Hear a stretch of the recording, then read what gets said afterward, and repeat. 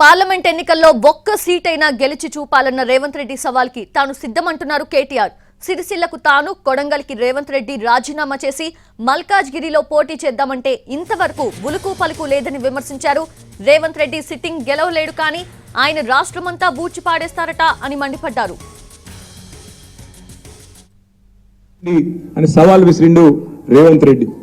నేను అదే రోజు చెప్పిన రేవంత్ రెడ్డి గారికి, అదే రోజు సాయంత్రం చెప్పిన, అయ్యా రేవంత్ రెడ్డి గారు 17 సీట్లున్నాయి తెలంగాణలో, 17 సీట్లున్నాయి.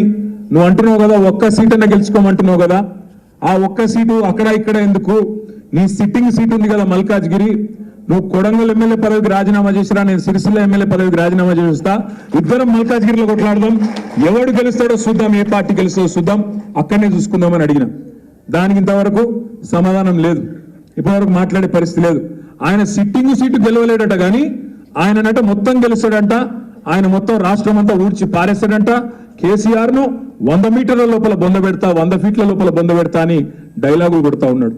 ఆయన మాట్లాడే మాటలు, ఆయన భాష, ముఖ్యమంత్రి అయినాక కూడా ఆయన చేస్తున్న విమర్శలు, రోత మాటలు, నిజంగా రోత ముట్టించే విధంగా మాట్లాడు. సీటನ್ನು గెలుచుకొని చూపెట్టండి. రాజకీయాల్లో అధికారం ఎవరికి శాశ్వతం కాదు, అధికారంలో శాశ్వతంగా ఎవరు ఉండరు.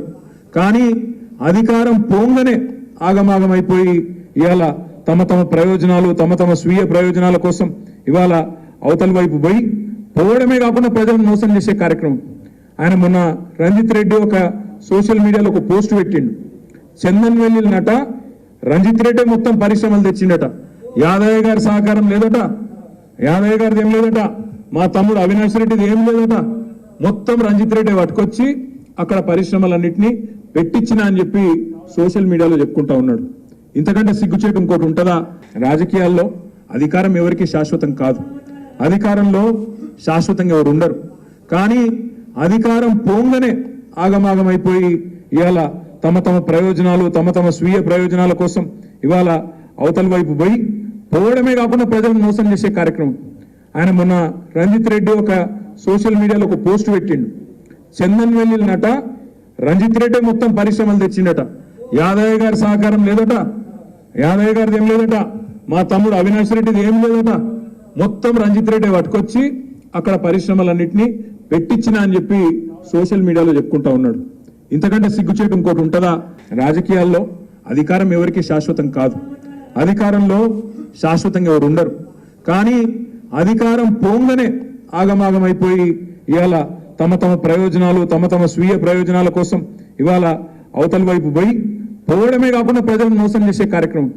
ఆయన మొన్న రంజిత్ రెడ్డి ఒక సోషల్ మీడియాలో ఒక పోస్ట్ పెట్టిండు. చందన్ వెల్లినట రంజిత్ రెడ్డి మొత్తం పరిశ్రమలు తెచ్చిండట, యాదయ్య గారి సహకారం లేదట, యాదయ్య గారిది ఏం లేదట, మా తమ్ముడు అవినాష్ రెడ్డిది ఏం లేదట, మొత్తం రంజిత్ రెడ్డి పట్టుకొచ్చి అక్కడ పరిశ్రమలన్నింటినీ పెట్టించిన అని చెప్పి సోషల్ మీడియాలో చెప్పుకుంటా ఉన్నాడు. ఇంతకంటే సిగ్గుచేటు ఇంకోటి ఉంటుందా? రాజకీయాల్లో అధికారం ఎవరికి శాశ్వతం కాదు, అధికారంలో శాశ్వతంగా ఎవరు ఉండరు.